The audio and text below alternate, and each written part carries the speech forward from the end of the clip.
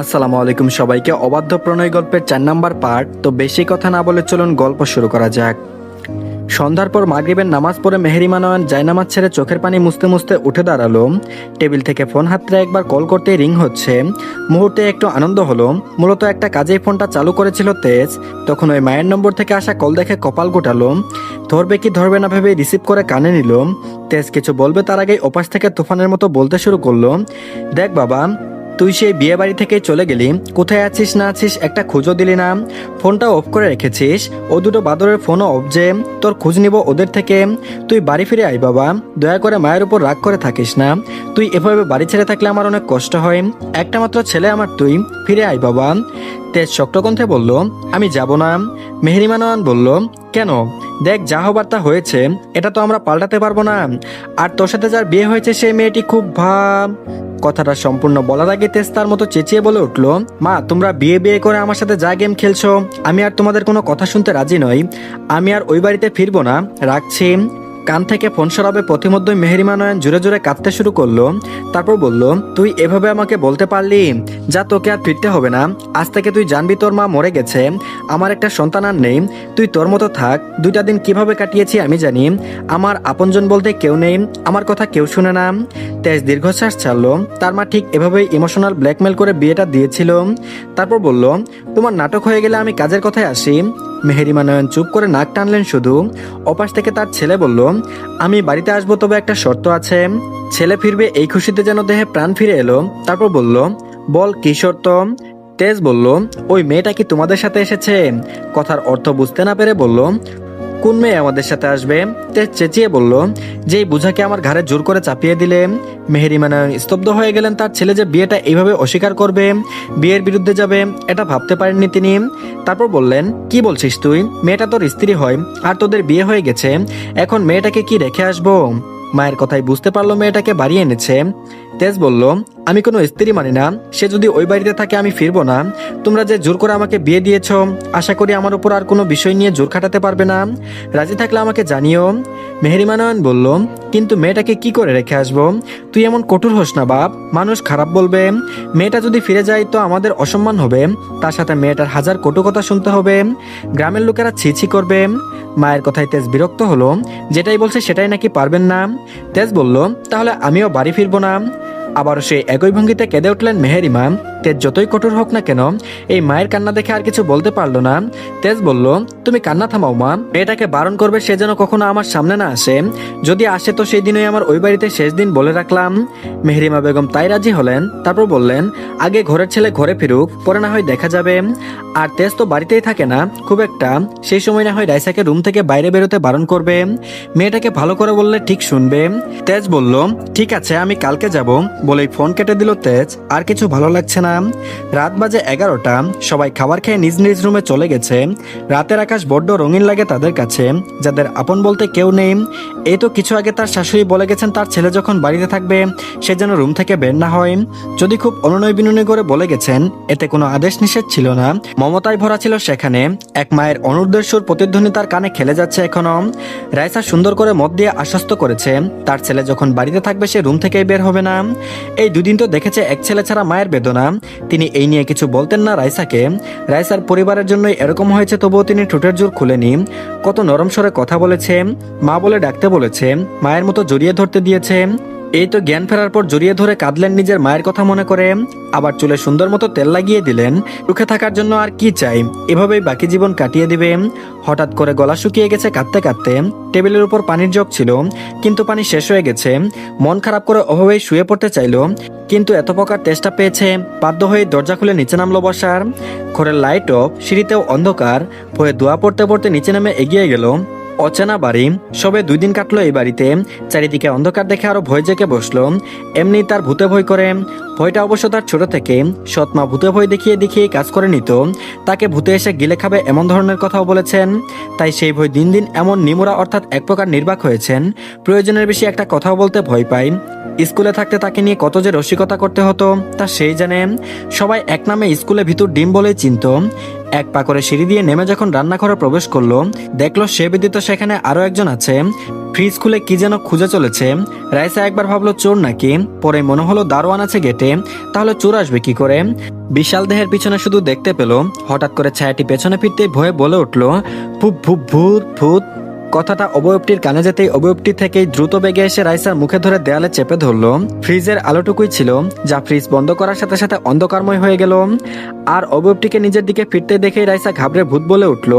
অবশ্য তার গলার যে আওয়াজ, তাতে শুধু কাছে থাকলে তবেই শোনা যাবে। জীবনে যে জোরে কথা বলে উঠতে পারেনি, তার গলায় মরে গেলেও জোরে চিৎকার আসবে না। ছায়াটি অন্ধকারে কেমন চেপে ধরে আছে মুখ।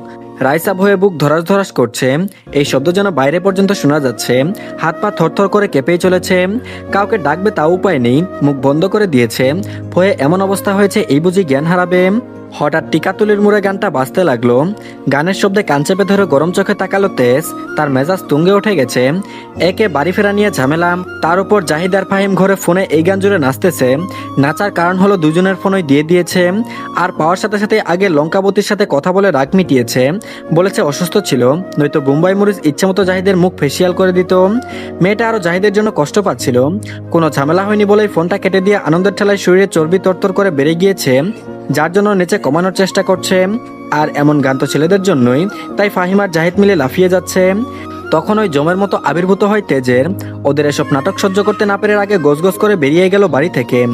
আর এদিকে হু আর ইউ জুড়ে চেঁচিয়ে চেঁচিয়ে বলল। আর অবয়বটি যে একটা মানুষ এবং পুরুষ কণ্ঠ বুঝতে পারলো। রাইসা এত জোরে ধমকে চমকে উঠল। একে ভূতে ভয় প্রায় জীবন যায় যে অবস্থা, এর মাঝে এত জোরে ধমক যেন মরার উপর খাড়ার ঘাম। সাত পাঁচ ভাবতে ভাবতে আবারও কণ্ঠনালীর হুঙ্কার বাড়ালো সামনের ব্যক্তি। তারপর বলল, why are you silent, answer my question, who are you. রাইসার মুখ থেকে হাত সরিয়েছে। এত জোরে ঝাড়ি খেয়ে রাইসা পঞ্চ ইন্দ্রিয় কেঁপে উঠছে।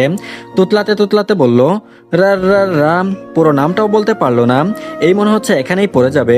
এসেছিল জীবন বাঁচাতে পানি খাওয়ার জন্য, এখন মনে হচ্ছে উপরে পাঠানোর টিকিট কাটতে এসেছে। বুকের হাড়ভাঙ্গা কাঁপুনিতে রাইসার আদমরা অবস্থা। এমন রা শুনে সামনের মানুষের রাগ চরম পর্যায়ে গেছে। প্রতিমধ্যে আবারও বলল, গেট লস্ট। অনুমতি পেয়ে আর একদণ্ড দাঁড়ালো না রাইসা। অমনি তাড়াহুড়ায় পা ফেলে নিজের বরাদ্দকৃত রুমে গিয়ে দরজা বন্ধ করলো। হয়ে এখন পানি খাওয়ার থেকে চলে যায় শ্রেয় মনে করছে। কিন্তু লোকটাকে এটাই বুঝতে পারছে না, আর এভাবে ধমক দিল কেন।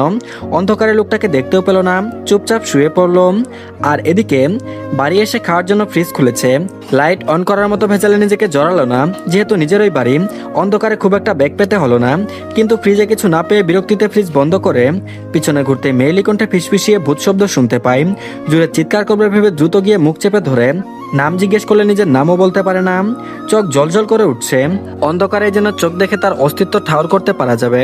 তেজ দাঁতে দাঁত চেপে ধরলো। এই বাড়িতে এই মেয়ে কোথা থেকে এলো? মার্জিয়া হলে ঠিক চিনত, কিন্তু এই মেয়েকে হঠাৎ মনে পড়লো গ্রামের মেয়েটার কথা, যার সাথে জোর করে বিয়ে দিয়েছে। তখন শক্তপোক্ত পুরুষের দুহাত মুঠো হলো, যার সাথে একসাথে নিচে থাকবে না বলে এভাবে বাড়ি ছাড়া হলো। বাড়িতে এসে প্রথমে তার সম্মুখীন হতে হলো। কপাল ভালো যে অন্ধকার ছিল। বিড়বিড় করে বলল, এই অভিশপ্ত চেহারা আমি দেখতে চাই না, কখনো না, কোনোদিন না। অন্ধকারে যেন নতুন কিছুর সূচনা হলো। আর এদিকে মেহেরিমা নয়ন রাইসাকে পাশে বসিয়ে রেখেছে।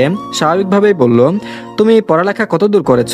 রাইসার শুকনো ডুব গিলে চাপা স্বরে বলে উঠল, জি ইন্টার ফার্স্ট ইয়ারে ভর্তি হয়েছি। মেহেরিমা নয়ন মুচকে হাসলেন। তার এত বড় ছেলের কপালে কিনা ইন্টারে পড়া বাচ্চা একটা মেয়ে জুটলো, যে রূপে গুণে সব দিক থেকে সেরা। মেয়েটার মুখ দেখলেই কেমন জুড়িয়ে যায় বুকটা। জড়িয়ে ধরলে তো কথাই নেই। মাহতাব নয়ন রাতে খাবার সময় রাইসা গিয়ে দাঁড়াতেই তার হেসকে উঠে গিয়েছিল। ভাত তালুতে লেগে প্রায় যায় অবস্থা। মেয়েটাকে সেও প্রথম দেখে প্রায় বেহাল দশা। পরে জানতে পারলো এটা তার ছেলের বউ। তিনিও বেশ পছন্দ করেছেন রাইসাকে। এমন চাঁদের টুকরো বউ হয়তো আশা করেননি। মেহেরিমা নয়ন বলল, ঠিক আছে, আমাদের এখানের একটা কলেজে ভর্তি করিয়ে দিব। রাইসা হতবিম্বল নেত্রযুগল যেন ঠিকরে পড়ছে। এই বাড়িতে আসার পর থেকে তিনি তাকে ক্ষণে ক্ষণে চমকে দিচ্ছেন, আশা জাগিয়ে তুলছেন এক মায়ের মতো। নাবিলা বেগম রাইসাকে বলেছিল, খুব পড়ালেখা করেছেন, এত দূর হবে, তোমার পেছনে আরেকটা পয়সাও খরচ করতে পারবো না। কান্ডে পিন্ডে গিলেছ এর টাকায় তো দিতে পারবে না। আমার সংসার থেকে একটা পয়সাও তোমার পড়ালেখার পেছনে দিতে পারবো না, এটাই শেষ কথা। কিন্তু সানজিদা শুধু জোর করে ভর্তি করিয়ে রেখেছিল। যেহেতু গ্রামের কলেজে ভর্তি হতে টাকা দিতে হয় না, পরীক্ষার সময় আস্তে আস্তে ঠিক একটা ব্যবস্থা হয়ে যাবে। মাকে কোনোভাবে রাজি করিয়েছে, বিনিময়ে অবশ্যই তাকে দিনরাত গাদা খাটুনি করতে হবে। রাইসা মলিন মুখখানার দিকে চেয়ে মেহেরিমা নয়ন কপালে ভাঁজ ফেলে বললেন, তোমার পছন্দের কোনো কলেজ আছে যেখানে তুমি পড়তে চাও, নাকি গ্রামের বাড়িতেই পড়তে চাও? রাইসা আলগুছে মাথা নাড়ালো, যার অর্থ পছন্দের কোনো কলেজ নেই, পড়ালেখার আশায় তো ছেড়ে দিয়েছে। আবার নতুন করে মেহেরিমা নয়ন সেখানে আশার বীজ বপন করলেন। তারপর বললেন, ঠিক আছে চলো, বলেই রাইসাকে রেডি করে নিয়ে গেলেন। গাড়ি থেকে নেমে পড়লো রাইসাকে নিয়েই, হাত ধরে ঢুকে পড়লো নিউ মার্কেটে। রাইসা একবার মেহেরিমা নয়নের মুখের দিকে তাকিয়ে দেখছে, তো একবার তার অতি যত্নে আগলে রাখা হাতের দিকে তাকাচ্ছে। আশেপাশে মানুষের দেখার প্রয়োজনীয়তা তার নেই, সে শুধু তার শাশুড়িকে দেখে যাচ্ছে। এই হাত যেন একজন মা ধরেছে, ছেড়ে দিলেই কোনো সন্তান হারিয়ে যাবে ভিড়ের মাঝে। আশপাশ দেখিয়ে মেহেরিমা নয়ন সুন্দর সুন্দর কালেকশন দেখে প্রায় 15টা 3 পিস সাথে 10টা কুর্তি নিল। রাইসাকে যেহেতু কলেজে ভর্তি করে দিবেন বলে ঠিক করেছেন, তাই বুরখাও নিল 6টা, সাথে ম্যাচিং হিজাব ও নেকাব। সে চায় না তার ছেলের বউ সমাজের চোখে খোরাক হোক, পর্দায় পর্দায় মুড়িয়ে রাখবে, তবেই না সতেজ থাকবে সদ্য জন্ম নেওয়া ফুলের মতো। 4 জোড়া জুতা সহ যাবতীয় সব জিনিস নিল যা একটা মেয়ের দৈনন্দিন জীবনে প্রয়োজন হয়। রাইসা আসার পর কিছু দেওয়া হয়নি শ্বশুর বাড়ি থেকে, কাপড় বাবার বাড়ি থেকে যা এনেছিল তাই পরেছে। ছেলের বাড়ির তো একটা দায়িত্ব আছে, ছেলে না মানুক তাতে কি আর হয়। এখন নিজের মেয়ে বলে অধিকার দিয়েছে যেহেতু, সব দায়িত্বই পালন করবে। তার ছেলে মুখ ফিরিয়ে নিয়েছে কিন্তু সে তো পারবে না, মেয়েটাকে আগলে রাখবে তার ছায়া তোলে। রাইসা মার্কেট কম শুধু শাশুড়ির দিকে তাকিয়েছিল, এত মার্কেট কখনো সে করেনি। একটা ড্রেসের উপর 2টা ড্রেস কখনো পায়নি। নিকাবের আড়ালে গড়িয়ে পড়লো 2 ফোঁটা চোখের পানি। তার কাছে এই সবকিছু কল্পনা লাগছে, যেন নিজের অস্তিত্ব বুঝতে পারছে না। চার থেকে বেশি কিছু পেয়ে গেলে সেটাকে খুব সহজে বিশ্বাস করতে চায় না। রাইসারও তেমন মনে হচ্ছে। মার্কেট শেষ করে গাড়ি করে বাড়ির পথে যাচ্ছিল, তখন রাস্তার পাশে এক ফুচকাওয়ালা দেখে গাড়ি থামাতে বলল মেহেরিমা নয়ন। রাইসাকে বলল, তুমি ফুচকা খাবে? রাইসা মাথা নাড়ালো। মেহেরিমা নয়ন চোখ ছোট ছোট করে চাইলেন, এমন মেয়েও পাওয়া যায় যে ফুচকা খেতে পেয়েও চাইছে না। পরে ভাবলেন হয়তো শরম পাচ্ছে, তাই নিজে গাড়ি থেকে নেমে প্যাকেট করে আনলেন। মেহেরিমা নয়ন সোফায় বসে বসে একটা একটা করে ফুচকাতে ডাল মিশিয়ে টক দিয়ে 2 মেয়ের মুখে পুরে দিচ্ছেন, আর 2জনে বাধ্য মেয়ের মতো খাচ্ছে। আনমনে বুকের ভেতর ব্যথা হলো রাইসার। আপন মানুষের ব্যবহার বুঝে এরকম হয়। সামান্যতম ভালো কথার জন্য কোনো আপন মানুষ ছিল না তার, বাবা তো নিজের ছিল, তারপরও কখনো ছোট থেকে একবার কোলে নেয়নি। যখন ছোট মায়ে মারতো তখন কত যে আহাজারি করেছিল। আব্বু আমাকে ছেড়ে দিতে বলো, আমি মরে যাব আব্বু, আমার অনেক ব্যথা লাগছে আব্বু, আমি আম্মুর কাছে যাব, আমাকে নিয়ে যাও আব্বু, আমি তোমার কাছে থাকবো না। বাবা বাবা বলে ডেকেছিল, অথচ পাশেই দাঁড়িয়ে তিনি ধূমপান করছিলেন, কিন্তু একটিবারের জন্য ছোট বউয়ের হাত থেকে মেয়েটাকে বাঁচাতে আসেনি, চোখ পর্যন্ত তুলে তাকায়নি। অভাবে যতক্ষণ অজ্ঞান হয়েছিল ততক্ষণ পর্যন্ত দমে যেত না। নাবিলা বেগম যেন এসব পৈশাচিক আনন্দ পায়, যে কোনো কারণে রেগে গেলেই তার হাত উঠে রাইসার উপরে, এ যেন অভ্যস্ত। বাড়িতে একটা কুকুর পালন করলেও নাকি মায়া হয়, সেখানে রক্ত মাংস করা জলজন্ত অনুভূতি সম্পন্ন একজন মানুষ ছিল রাইসা। ছোট বুকে দাগ লেগে লেগে একটু একটু করে আজ এত বড় হয়েছে। কি হলো ভাবি, তুমি কাঁদছো কেন? রাইসা চটজলদি চোখের পানিটুকু মুছে নিয়ে বলল, কই আপু, আমি কাঁদছি না তো, এমনি চোখে কিছু পড়েছে। মেহেরিমা নয়ন মুচকি হাসি দিয়ে রাইসার মাথায় হাত রাখলো, তারপর বলল, মার্জিয়াকে মিথ্যে বলতেই পারো, কিন্তু একজন মায়ের চোখ তার সন্তানের চোখের পানি আড়াল করবে কি করে?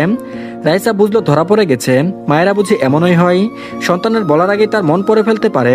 হৃদয় ভাঙা কষ্টের কদর করছে মেহেরিমা নয়ন। তো ধন্যবাদ সবাইকে, এই পার্টটি এই পর্যন্তই। পরবর্তী পার্টগুলো খুব তাড়াতাড়ি পেয়ে যাবেন। তার আগে সবাই চ্যানেলটিকে সাবস্ক্রাইব করে রাখেন, আর ভিডিওতে অবশ্যই লাইক দিন, আর কমেন্টের মাধ্যমে জানাবেন গল্পটি কেমন হচ্ছে। তো ভালো থাকবেন সবাই, আল্লাহ হাফেজ।